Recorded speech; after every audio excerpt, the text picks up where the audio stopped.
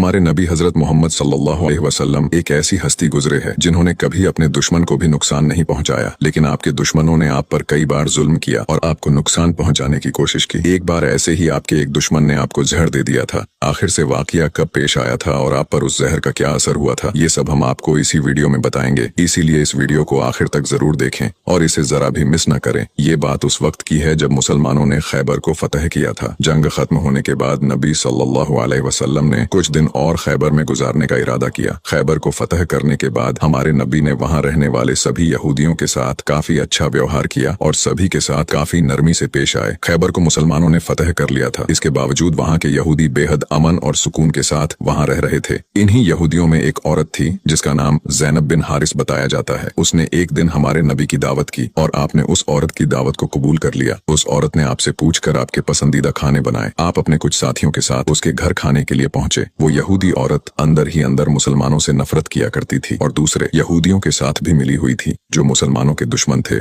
उस औरत ने खाने में पेश होने वाले बकरी के गोश्त में जहर मिला दिया था। जब जहर से भरे उस गोश्त को आपके सामने पेश किया गया और आपने खाने के लिए एक निवाला उठाया और अपने मुंह में रखा तो आप समझ गए कि इसमें जहर मिला हुआ है। आपने तुरंत अपने साथियों को खाना खाने से रोक दिया और कहा कि इसमें जहर मिला हुआ है, लेकिन अफसोस के आपके कुछ साथी उस वक्त तक कुछ गोश्त खा चुके थे जिसकी वजह से उनकी शहादत हो गई। कहा जाता है कि जहर के बारे में हमारे नबी को उस जहर की बोटी ने ही खबरदार किया था। इस वाक़ये के बाद उस औरत के साथ साथ उसके सभी साथियों से पूछताछ की गई तो उन्होंने न सिर्फ अपना गुनाह कबूल किया बल्कि ये भी कहा कि हमने आपके साथ ये इसलिए किया क्योंकि हम ये देखना चाहते थे कि आप अल्लाह के सच्चे नबी हैं या नहीं। अगर आप अल्लाह के सच्चे नबी हैं तो इस जहर का आप पर असर नहीं होगा और अगर आप अल्लाह के नबी नहीं हैं तो हमें आपसे छुटकारा मिलेगा। ये बात तो सब जानते हैं कि हमारे नबी ने कभी किसी से बदला नहीं लिया, जबकि आप पर कई बार बहुत जुल्म किया गया जिसके बारे में कोई सोच भी नहीं सकता। लेकिन जब उस जहर की वजह से आपके सहाबा की शहादत हुई थी तो कानून के मुताबिक उस औरत को भी कत्ल कर दिया गया। लेकिन कुछ रिवायतों में आता है कि उस औरत ने खुदकुशी कर ली थी। वही कुछ रिवायतों में कहा जाता है कि उस औरत को माफ कर दिया गया था। इस बारे में कई मुफस्सरीन अपनी अलग अलग राय रखते हैं। एक हदीस में हजरत आयशा फरमाती है कि जब नबी सल्लल्लाहु अलैहि वसल्लम की जिंदगी के आखिरी दिन चल रहे थे और आप बीमार रहा करते थे, उस समय आप कहा करते थे कि खैबर में जो मैंने जहर से मिले हुए गोश्त का टुकड़ा खाया था उसका दर्द मैं आज भी महसूस कर सकता हूँ। ये बात कई किताबों से साबित है कि उस जहर का असर हमारे नबी के आखिरी दिनों में देखा गया था और इसी जहर के असर ने आपकी वफात में एक अहम किरदार अदा दिया था।